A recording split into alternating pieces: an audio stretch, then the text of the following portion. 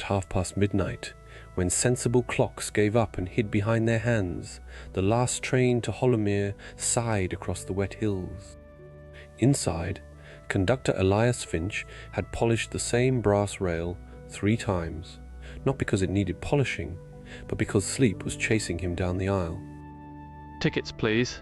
Dreams, prophecies, and unattended sandwiches will be inspected separately. If you find the sandwich, dear, it was never unattended. It was merely resting. Then Elias saw the ticket on seat 13.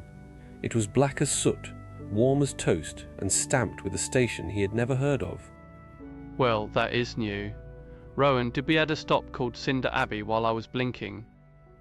Not unless the timetable grew a secret page, sir. I only spilled tea on Tuesday. Seat 13 was occupied by a young woman in a hooded coat, pretending to read a timetable upside down with impressive confidence. Good evening, miss. Or good morning, depending on how honest we are being with the clock. Good evening will do. Morning sounds rather committed. When she handed over her ticket, it purred, not loudly, just enough for the ticket punch to look offended. I have clipped tickets to funerals, weddings, and 1 competitive cheese fair. None of them have ever expressed an opinion. It is a nervous ticket. It has travelled farther than it expected. Elias noticed the window beside her had steamed into the shape of wings, and that every spoon in the carriage was pointing at her bag. If your luggage has opinions too, love, I have a boiled sweet for it. Travel is stressful. Elias had 2 rules for impossible passengers. First, offer tea. Second, do not mention impossibility until the tea has had a fair chance. Miss Vale, your ticket is impossible, your bag is warm, and the teaspoons have formed a committee. I am willing to hear your explanation.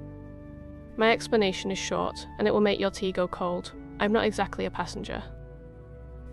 Before she could say more, the signal bell above the door chimed once, then turned the colour of winter ash. Sir, message from the line office. Inspection at the next stop. Special clerk aboard platform 3. If the clerk boards this train, I will not reach dawn. The train rattled on, suddenly less like a train, and more like a little house with trouble knocking at every window. The next platform appeared from the fog without a village around it, as if the night had built a station for one unpleasant appointment. On platform 3 stood a clerk in a charcoal coat, holding a black ledger, as if it weighed more than the train. Conductor Finch, hold the doors. I am required to review unusual tickets. Unusual tickets are my department, sir. They are mostly damp, misprinted, or owned by poets. Behind Elias, Mara's tea began to steam backward into the cup. Her gloves glowed at the fingertips. Elias, I cannot hide from him for long. Please, do not open the last carriage. Last carriage, is it? I suddenly feel a powerful need to discuss my sandwich inventory with the gentleman outside.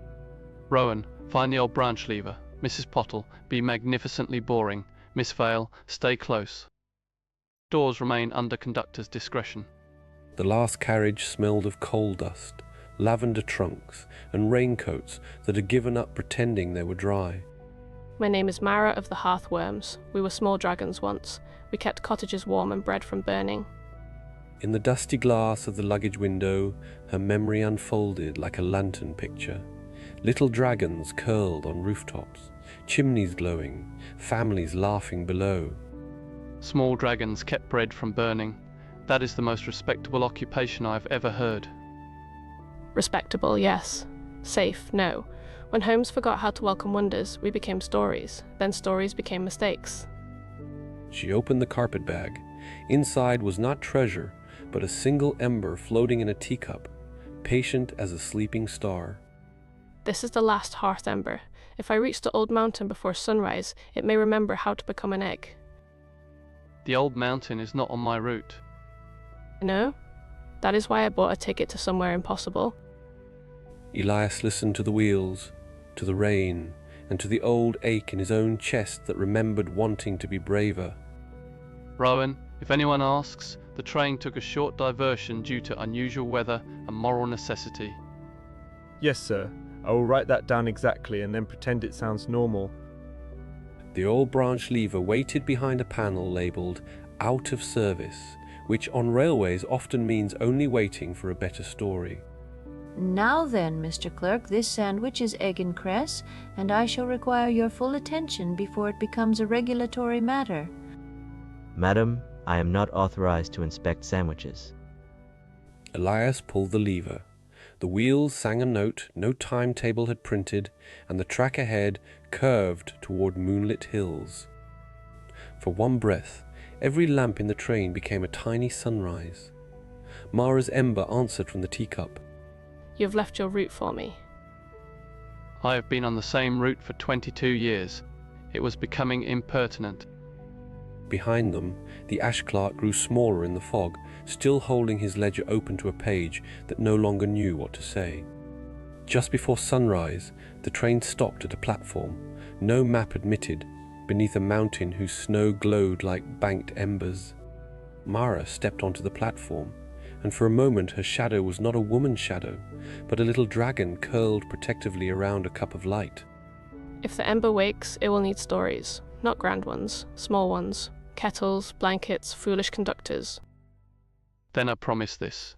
As long as I walk a train, no wonder we'll be left standing in the cold if I can open a door. That is a dangerous promise, Conductor Finch. Madam, I have inspected sandwiches at midnight. I am prepared for danger. Mara climbed the path as the first sun touched the mountain. In Elias's pocket, the impossible ticket stayed warm all the way home.